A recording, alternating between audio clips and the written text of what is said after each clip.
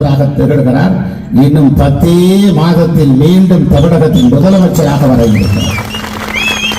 ஆக இப்படி வரலாற்றை படைத்திருக்கிற அண்ணா திராவிட முன்னேற்ற கழகத்தினுடைய 3வது தலைமுறை தலைவராக இருக்கிற அருமையான எடப்பாடியார் அவருடைய உத்தரவுகளை எல்லாம் ஏற்று சுமாந்து செழுமையோடு செயல்பட்டு வருகிற மாவட்டம் தான் உங்களுடைய கடலூர் தெற்கு மாவட்ட கழகம். எவ்வளவு சிறப்பு இருக்கிறது இந்த மாவட்ட கழகத்தில். அப்படி சிறப்புக்குரிய இந்த மாவட்ட கழகத்தில் நம்முடைய ஈடுகிடையற்ற தலைவர் புரட்சி தலைவர் எம்ஜிஆருடைய 108வது பிறந்தநாள் விழாவுடைய பொதுக்கூட்டத்தினுடைய தலைவர் யார் தெரியுமா? நம் நெஞ்சமெல்லாம் நிறைந்திருக்கிற என் ஆருயிர் அண்ணன். எப்போதும் கழகம் கழக உடன்பிறப்புகள் என்றுதான் இரவு பகல் பாராது கண்டுஞ்சாது கடமையாற்றக்கூடிய ஒரு மாவீரனை இந்த மாவட்டம் பெற்றிருக்கிறது. கடலூர் ஒருங்கிணைந்து இருக்கிற போது இந்த 14 தொகுதிகளுக்கு மாவட்ட கழகத்தின் செயலாளராக பணியாற்றியவர்.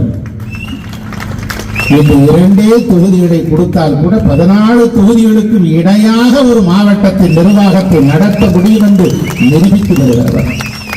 நெய்வேலியில் புரட்சி தலைவி அம்மாவுடைய மகத்தான திருவுருவச் சிலையை திறந்து எங்கு பார்த்தாலும் கடலலை போல கூட்டத்தை கூட்டிய மகத்தான ஒரு மாவீரனாக இருக்கிறவர். அஞ்சாத சிங்கம், பாய்ந்து வருகிற பந்தய புரவி, பகையென்றால் எதிர்த்து நிற்கிற துணிச்சல், இப்படி பேராற்றல். அவரை மிகைப்படுத்தி சொல்வதற்காக நான் வரவில்லை, உள்ளதை உள்ளபடி சொல்லுகிறேன். அப்படி பேராற்றல் படைத்திருக்கிற என் நெஞ்சமெல்லாம் நிறைந்திருக்கிற 2011 எங்களோடு அவர் சட்டமன்ற உறுப்பினராக இருந்தார். இதே குறிஞ்சிப்பாடி மண்ணிலிருந்துதான் மகத்தான வெற்றி சரித்திரம் படைத்து உதய சூரியனை மண்ணை கவ்வ வைத்து இரட்டையிலை துடிர்த்து வெற்றி பெற்று அவர் சட்டமன்ற உறுப்பினரானார்.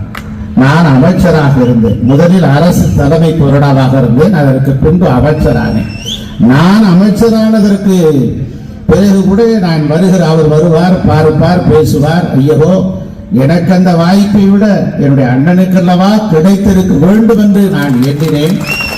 அப்படிப்பட்ட உழைப்பாளி அவர்தான் நம்முடைய அருமை அண்ணன் சுரத்தூரார் என்ற அன்போடு தொண்டர்களால் அழைக்கப்படுகிற சுரத்தூர் ராஜேந்திரன் அவர்களே.